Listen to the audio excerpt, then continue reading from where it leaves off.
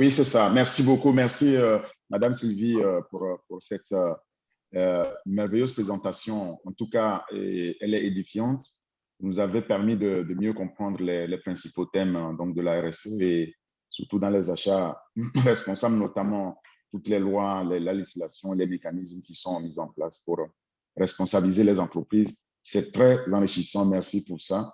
Et j'ai bien apprécié le fait que vous ayez aussi touché du doigt le rôle des ONG, les OSC, donc les organisations de la société civile qui utilisent dans le leverage qu'offre la loi et la vigilance donc, pour pouvoir faire évoluer les RSE. C'est très, très bien. C'est un point très fort.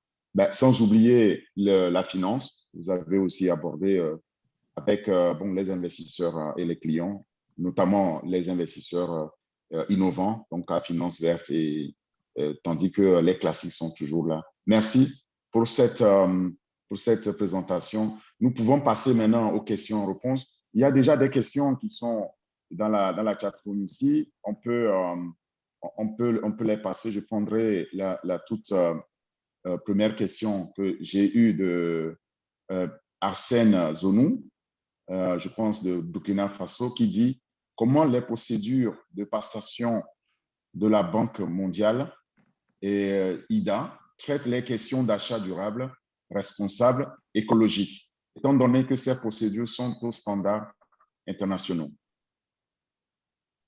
Alors là, vous me posez une colle. Je ne connais pas les procédures de la Banque mondiale, pour être honnête avec vous. Donc,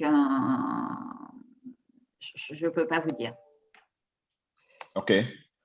Alors, je connais les banques privées, mais pas. Donc, je ne sais pas si Joël ou Frédéric peuvent répondre à cette question, mais moi, je ne les connais pas. Alors, moi, je ne sais pas si je vais…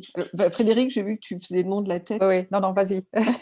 Alors, moi non plus, je n'ai pas la réponse. Je vais… Peut-être que Placide, qui est avec nous, ou quelqu'un d'autre d'Afrique les connaît. Donc, n'hésitez pas à le mettre dans la boîte de conversation ou à lever la main via les icônes en bas, les icônes de réaction.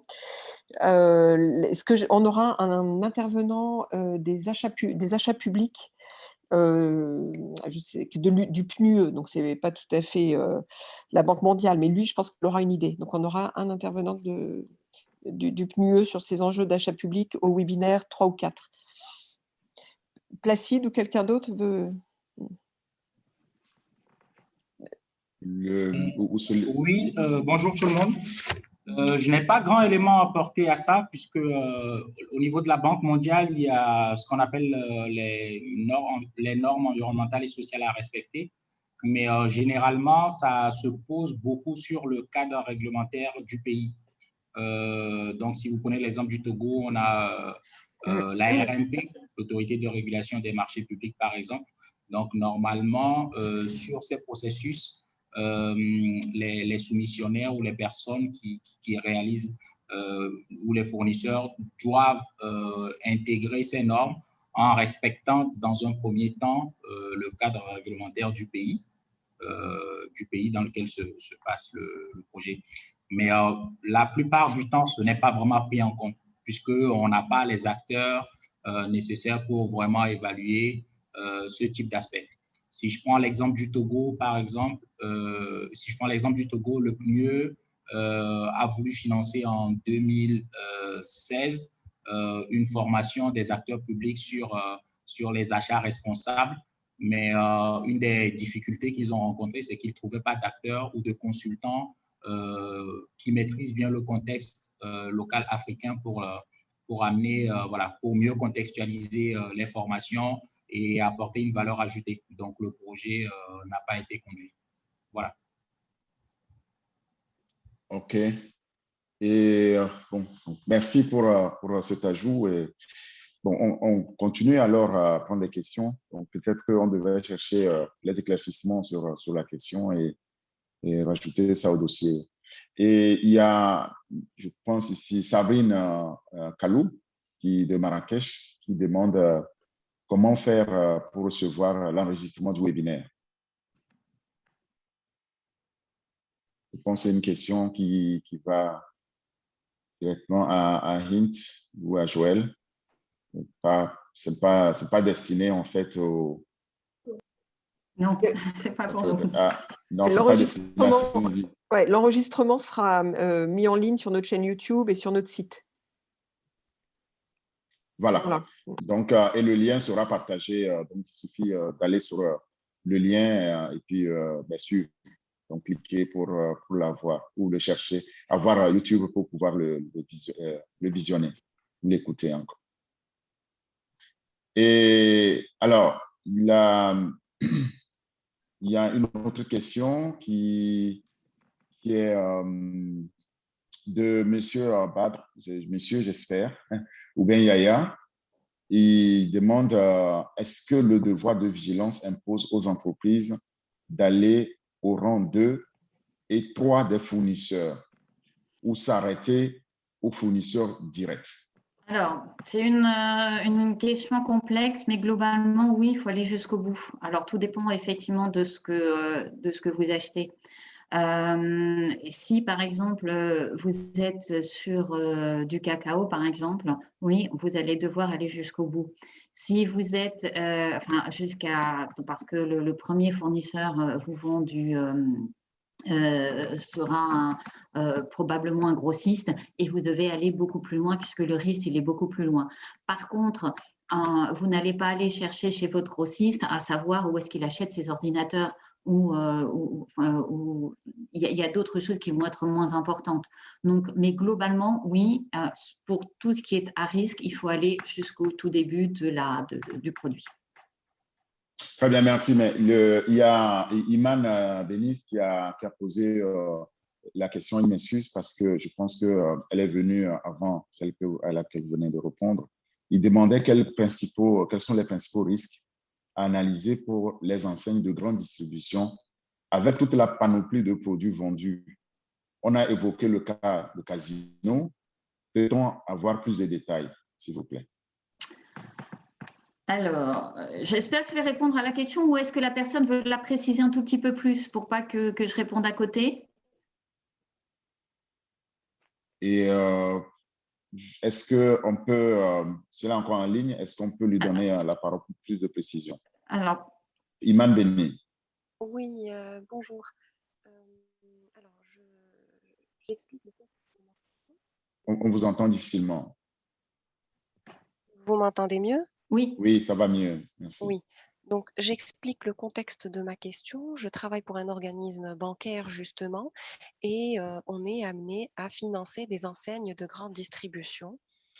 Et dans le cadre du respect de la loi de devoir de vigilance, nous devons nous assurer que ce genre de clients ont des politiques d'achat responsables assez robustes. Sauf que quand on parle du cacao, c'est facile de tracer. Quand on parle du textile, les fournisseurs et les fournisseurs sont connus et les règles sont connues. Mais pour financer une enseigne de grande distribution, en fait, on ne sait plus quelles questions poser aux clients compte tenu de la panoplie des produits exposés sur les rayons. Ça peut être tout et n'importe quoi et les risques peuvent être n'importe où. Et je trouve le sujet particulièrement difficile pour les enseignes de grande distribution.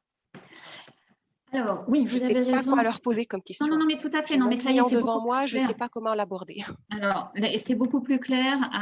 Et effectivement, et puis sur la grande distribution, on n'est plus sur 60% du chiffre d'affaires, on est sur nettement plus. Alors, c'est aussi pour ça que les grandes distributions, en général, ils se font noter. Il y a des agences de notation qui sont spécifiques dans l'évaluation et vous pouvez aussi vous fier à eux s'il y en a. Sinon, ce qu'ils vont faire sur la partie achat, le plus important, c'est sur tout ce qui est… sur là où leur sphère d'influence est la plus importante. C'est-à-dire que pour ce qui est, quand ils vendent du Coca-Cola, par exemple, c'est pas tellement là, puisqu'en fait, là, la responsabilité va être sur les grandes marques, même sur Danone, par exemple. Par contre, sur tout ce qui est sur leur propre marque ou sans marque, ou avec des tout petits distributeurs, des tout petits producteurs, là, effectivement, c'est leur responsabilité. Donc, c'est surtout sur ces produits-là, d'abord, qu'il faut se baser. Donc, ça vous permet d'en éliminer un certain nombre. Et ensuite, quand vous êtes sur ces produits-là, faut regarder ce qu'il y a comme produit, effectivement. Et après, prendre famille par famille, prendre les risques que vous connaissez à partir de familles s'ils peuvent exister, et puis poser des questions. Mais c'est effectivement extrêmement long et ça ne peut pas être fait sur une enseigne de distribution, ça ne peut pas être fait en 5 minutes. Donc, c'est un questionnaire qui peut être très lourd. C'est pour ça que parfois, il y a des aides un peu différentes, il y a des audits. Alors ensuite, vous pouvez leur poser des questions sur leur management. Comment ils font? Comment ils font leurs propres achats? Qu'est-ce qu'ils mettent en place? Qu'est-ce qu'ils surveillent? S'ils ont des chartes, si eux-mêmes ils font faire des audits, s'ils se sont donné des réglementations, etc. Voilà.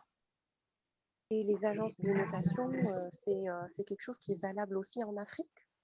Alors ça, je ne sais pas précisément, donc, mais je pense qu'il y en a de plus en plus. En tout cas, les agences de notation notent des fournisseurs qui sont dans tous les pays du monde, puisque c'est justement pour les supply chains internationales. Donc, évidemment, sont notés en Afrique. Par contre, est-ce que des distributeurs les ont déjà été notés? Ça, je ne sais pas. Il faudrait pouvoir se renseigner effectivement si ça l'est. Mais effectivement, aller juger une enseigne de distribution, c'est effectivement complexe parce qu'il faut à la fois voir le système de management qui est complet et voir ce qu'ils font, et ensuite pouvoir essayer de leur poser des questions plus précises sur quelques produits, déjà commencer par quelques produits qui sont grosso modo les plus à risque. OK.